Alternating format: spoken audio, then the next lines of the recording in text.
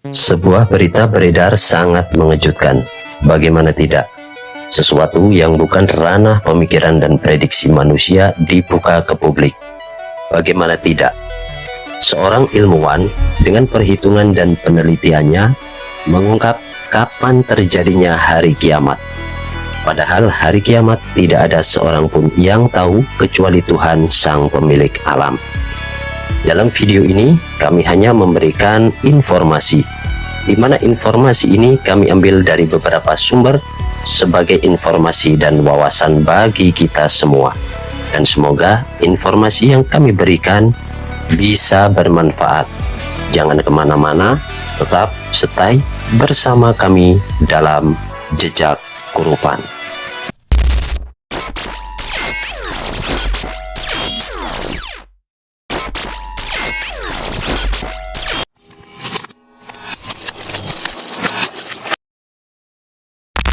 Sobat semuanya, prediksi kiamat kembali menggemparkan dunia. Seorang ahli asal Belanda mengklaim bahwa hari akhir ternyata datang lebih cepat dari yang diperkirakan. Adalah Frank Hogerbets, peneliti kontroversial dari Belanda, yang sebelumnya dikenal karena ramalan gempa-gempa besar berbasis pergerakan planet. Ini namanya kembali jadi sorotan karena pernyataan terbarunya. Kiamat mungkin datang lebih cepat dari prediksi sebelumnya. Menurut Frank, pergerakan langit dan gejala-gejala alam menunjukkan bahwa titik kritis bumi sedang mendekat. Ia menyebut adanya potensi bencana global akibat kombinasi faktor kosmik dan geologis. Pernyataan ini tentu langsung memicu kehebohan di media sosial. Sebagian netizen merespon serius, tapi tak sedikit juga yang menganggapnya dengan candaan. Loh, kiamatnya dimajuin toh.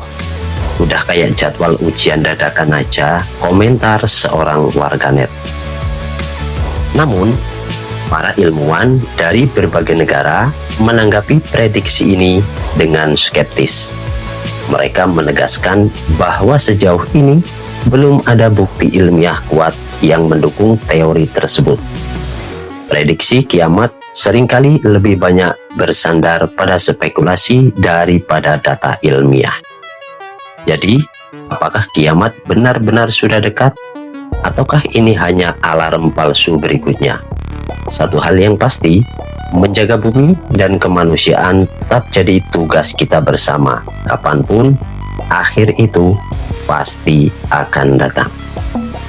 Ternyata, ahli Belanda ini mengungkap jadwal terjadinya kiamat.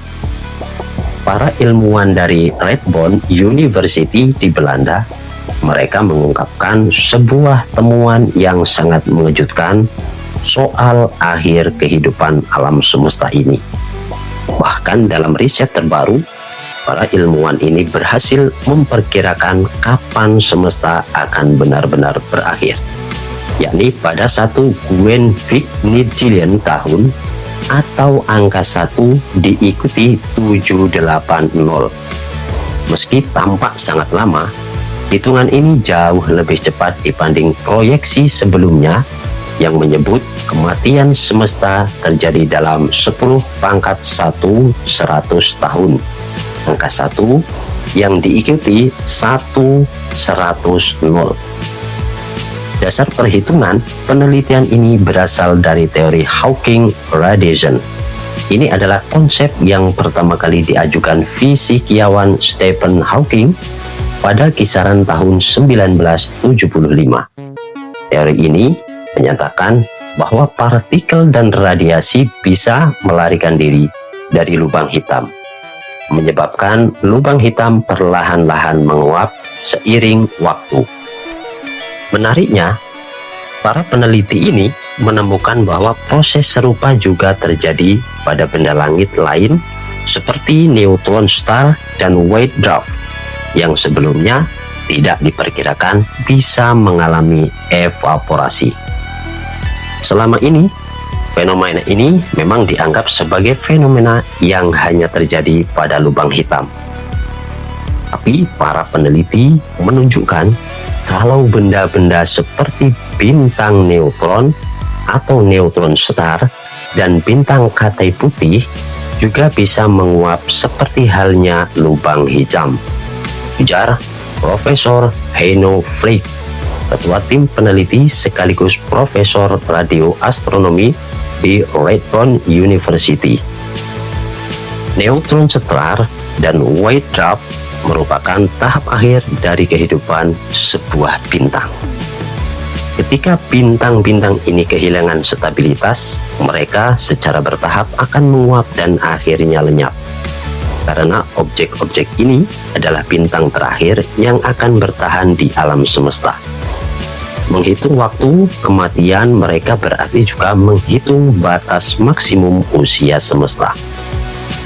White dan timnya juga mengembangkan perhitungan berdasarkan studi mereka sebelumnya pada tahun 2023. Ini menunjukkan bahwa semua objek dengan medan gravitasi cukup kuat bisa menguap. Bukan hanya black hole, tingkat penguapan ini ternyata hanya tergantung pada kepadatan objek tersebut. Meski angka 1 Quintillion tahun masih sangat jauh bagi manusia, hasil ini tentu merevisi tajam estimasi sebelumnya dan memberi pemahaman baru atas teori Hawking yang selama ini kontroversial.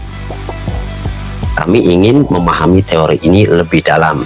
Dengan meneliti kasus ekstrim seperti ini, kami mungkin suatu saat bisa mengungkap misteri Hawking radiation, kata Walter van Zwijcom, profesor matematika dan rekan penulis studi. Studi ini telah diterima untuk publikasi di Journal of Cosmology and Astrophysics Physics. Ternyata tidak hanya itu. Pulau baru muncul di Alaska. Dalam hal ini, NASA buka-bukaan tanda kiamat. Citra satelit NASA mengungkap fenomena mengejutkan di Alaska. Sebuah pulau baru muncul setelah glacier mencair dan memisahkan gunung kecil bernama Prau Knop dari daratan utama. Fenomena ini terpantau di Danau Alsek. NASA menyebut glacier Alsek yang terus menipis dalam 4 dekade terakhir akhirnya benar-benar terpisah dari Prau Knop. Gunung kecil itu kini resmi menjadi pulau baru dengan luas sekitar 5 km persegi. Berdasarkan dari citra satelit, pembentukan pulau terjadi dalam rentang waktu singkat antara 13 Juli hingga 6 Agustus 2025. Yang sebelumnya, glacier Alsek membentang hingga 5 km lebih luas dan mengelilingi Prau Knop. Namun, akibat pencairan es yang masif, glacier mundur dan membentuk danau proglasial raksasa. Dan ternyata, NASA pun mencatat Danau Alsek kini telah meluas dari 45 km persegi pada tahun 1984 menjadi 75 km persegi pada tahun 2025. Pertambahan volume air juga dipengaruhi lelehan dari glacier lain di sekitarnya, termasuk Harlequin dan Grand Plateau.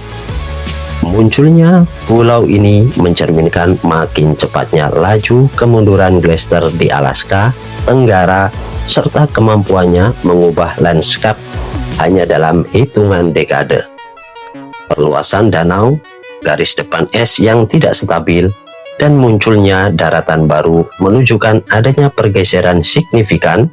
Para peneliti memperingatkan bahwa hilangnya es secara berkelanjutan diakibatkan pemanasan global yang bisa disebut sebagai tanda kiamat.